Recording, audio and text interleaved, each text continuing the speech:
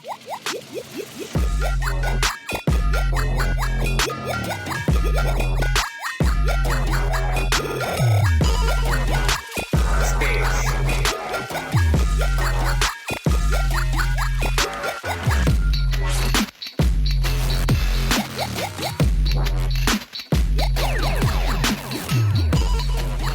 let me take you back for a second.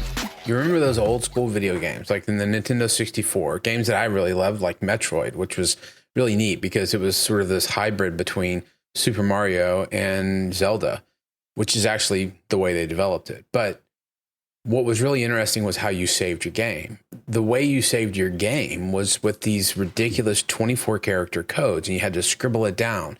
And if you lost the code, you were having to start from scratch. But sometimes someone would hand you the cheat code, and they might give you 3 or 4 of them, and you try one and it works. You try another one and it works, but it doesn't give you exactly what you need. And so one of the things that this made me think about was how this works in therapy.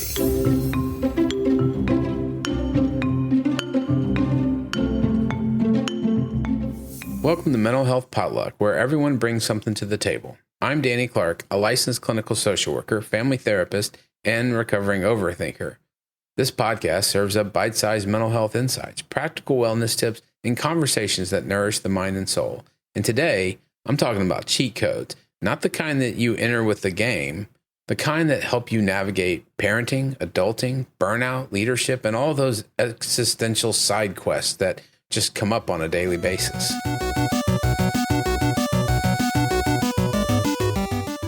So here are 15 cheat codes with one bonus one that's basically a shameless plug to go to therapy. But these are ones that either I have gotten from other people, I've learned in my own therapy, or I've shared with others and seen that they've worked. So here's the first cheat code that I use quite often, not only with my clients, but with my kids and with myself. And it's that speaking less says a whole lot more. The fewer words you use, the more people listen, because silence signals confidence and self-control. When you talk less, people lean in more. I mean, physically, they'll lean in more. It's human psychology. Silence makes you seem more thoughtful, and when you do speak, your words land harder. The fewer the fillers, the more the impact. So here's number 2. Sleep solves more than you think. That's right. Deep sleep repairs your brain and your body, boosting your mood, your memory, and decision-making abilities. Sleep isn't lazy, right? It's not that thing where, oh, I can sleep is making me healthier. There's a limit to it, yes, but it is strategic. When you sleep deeply, your brain clears toxins. It restores your energy. And one of the things that happens the most is that it really helps sharpen your focus for the next day. Have you ever not gotten good sleep and then everything you tried to do, any decision making, anything you had going on was much more difficult the next day? That's because of sleep, because it's good medicine. And how you manage your sleep is just as important. As a matter of fact, when I'm with my clients, one of the first few things we sort of dive into is, let's talk about how you're sleeping. Because if you're not getting good sleep, then the rest of your day is already running on 3 wheels. So it's a big part of how do we get through our daily lives. I know some people that the way they do their sleep is super critical because they've seen the benefit of making sure it's always the best sleep they can get. They do much better on a day-to-day basis with a lot of things, whether it's recovering from a sickness or, dealing with stress, any of that kind of stuff. It's pretty interesting, really. So that brings us to number 3. Which is that one tiny habit can rewrite your story. So if you're not getting the good sleep, try to change your habit. You see, a consistent small change can rewire neural pathways. It creates this ripple effect on your entire life. And so small daily habits stack up into huge life shifts. Your brain thrives on repetition. So that one tiny act, it teaches your mind to build a new identity. So take sleep, for example. If you are inconsistent with the time that you go to sleep every night, some nights you stay up way longer than you should, some nights you don't. If you make a tiny habit of saying, okay, every night I shut everything down and go to bed at 10 o'clock, and you do that for a little while, there's other things you might notice start to change too. So it's a huge part of our daily lives when we are trying to improve or change something that we're doing. We take it into small pieces. I always say, how do you eat an elephant? One bite at a time.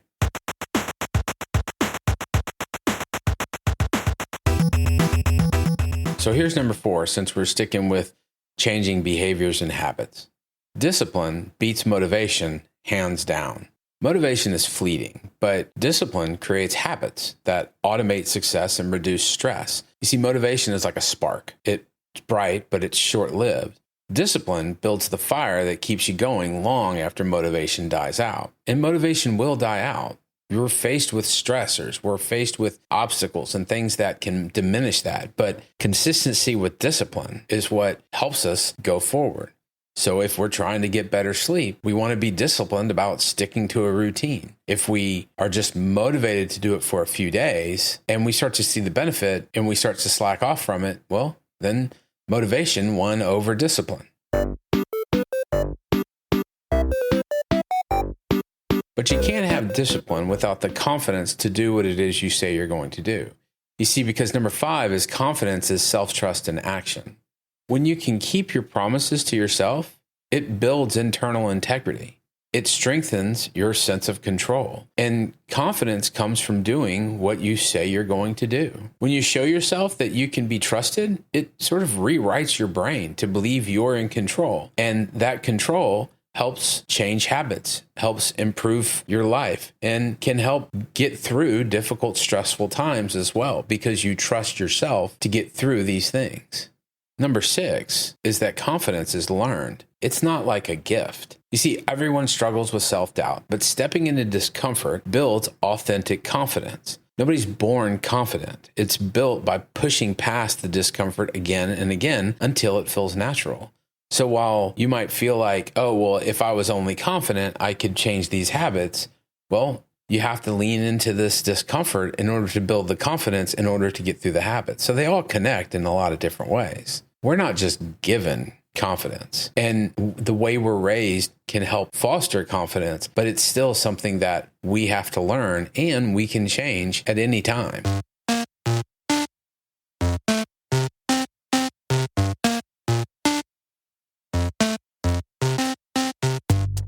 This brings us to number 7, that no one is watching as much as you think they are.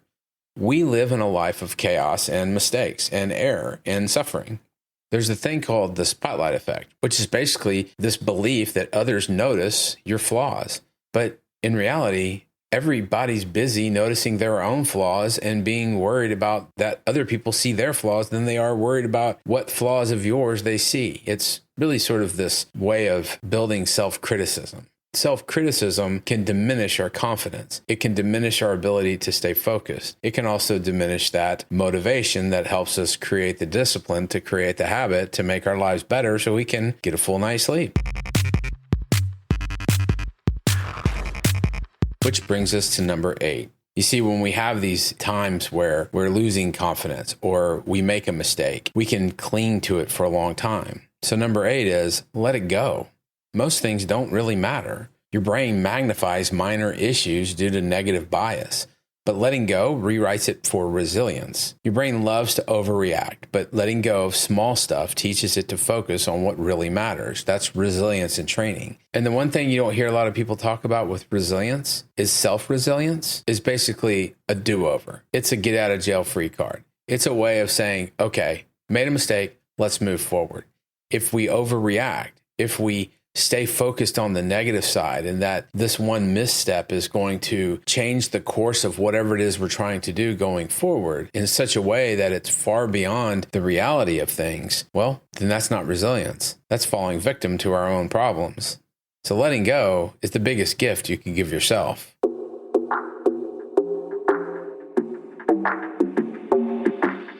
Which brings us to number 9. Showing up, especially on tough days, is really critical for resilience. You see, taking action despite discomfort rewires your brain to associate effort with resilience and growth. Success isn't about feeling ready, it's about showing up regardless. That's how your brain learns resilience. So knowing that it's going to be tough or that you're going to have some challenges, but still moving ahead, that's where resilience comes from. Just like we talked about discipline and confidence, same with showing up and resilience. It all ties together. It's just different ways of wrapping it up in different kinds of pretty bows. Here's number 10, learning to say no guilt-free. I will often say no is a complete sentence and a perfectly reasonable answer. Saying no advocates and activates healthy assertiveness, reducing stress and reinforcing your boundaries when you don't want to partake in something. Saying no doesn't make you a villain. It makes you someone who respects your own time and energy. So learning to say no and not feel guilty about it is a big part of growing in self-confidence. Brings us to number 11. How you let people treat you sets the tone. You see, your boundaries teach others your value, reinforcing self-respect and resilience. You see, people learn how to treat you by what you tolerate. When you enforce healthy boundaries, it tells the world you value yourself, and they'll respect you for it more. Which leads us to number 12. Don't waste your energy on arguments. People argue to assert control, but letting go preserves your mental resources and peace. So when you set those boundaries, you can sometimes introduce arguments. Most arguments are ego traps. Letting go isn't giving up, it's conserving your emotional energy for things that matter most. So pick your arguments. Pick your times when it's important to advocate for yourself. But just arguing for the sake of arguing, that's simply an ego trip. And circling back to number 1, saying less means a lot more. Just like they say, better to remain silent and be thought a fool than to speak and remove all doubt. So now we've reached number 13, which I think is a pretty important one. Calm is a hidden superpower. You see, a calm mind activates the parasympathetic nervous system, helping you think clearer and act smarter. Staying calm during stress isn't passive, it's powerful. It keeps your brain in problem-solving mode instead of panic mode. The calmer your response, the more control you hold. So emotional regulation rewires your prefrontal cortex, strengthening your ability to stay composed, which is why in therapy, we work on emotional regulation. So reacting calmly shows you're the one in control, and it keeps the power in your hand, especially in an argument.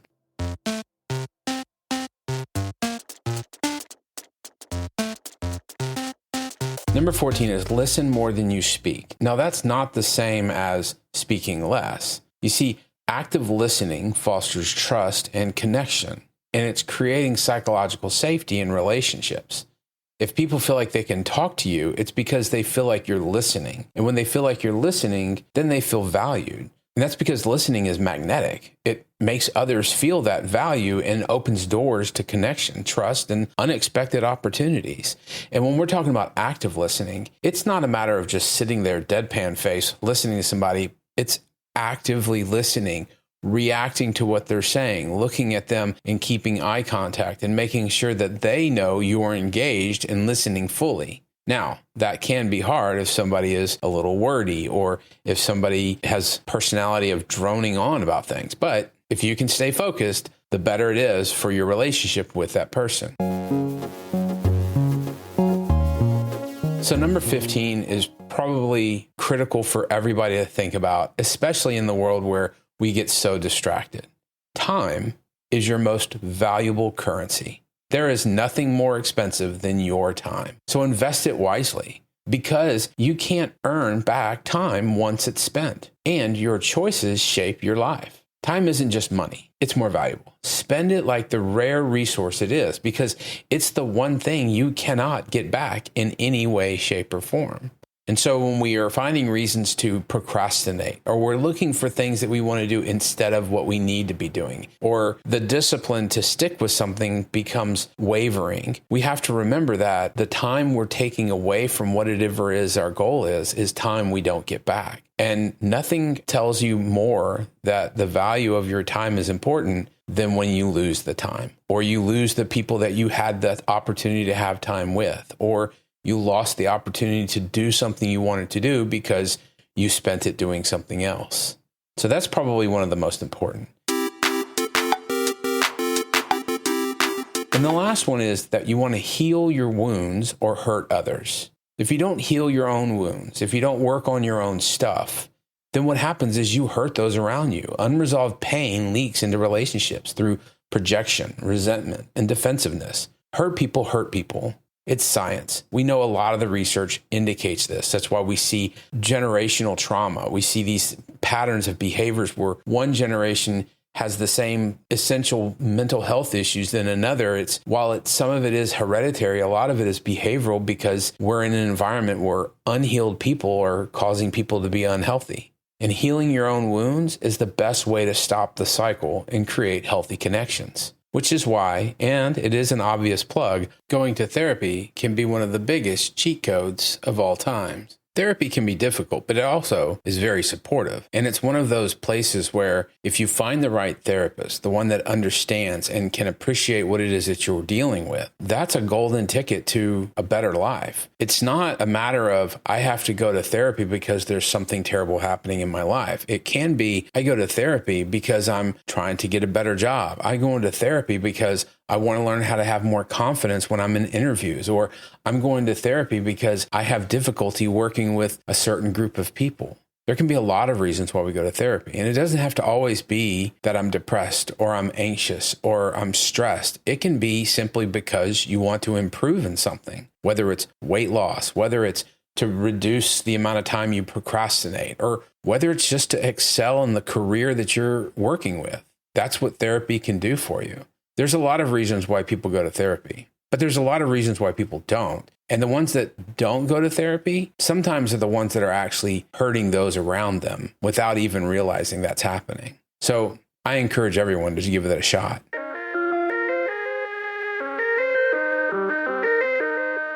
So there you go. 15 cheat codes and one shameless plug that won't unlock invincibility, but it just might unlock some clarity. These aren't life hacks, they're mindset shifts. And the beautiful thing, you don't have to master all of them. So just try one this week and see what happens. I'm Danny Clark, and this is Mental Health Potluck. Thanks for trading life hacks like power-ups with me today. And just remember, the real cheat code is showing up as yourself. Your presence, your growth, your efforts, they all matter. And until next time, take what you need, share what you can, and keep playing the long game. We'll see you.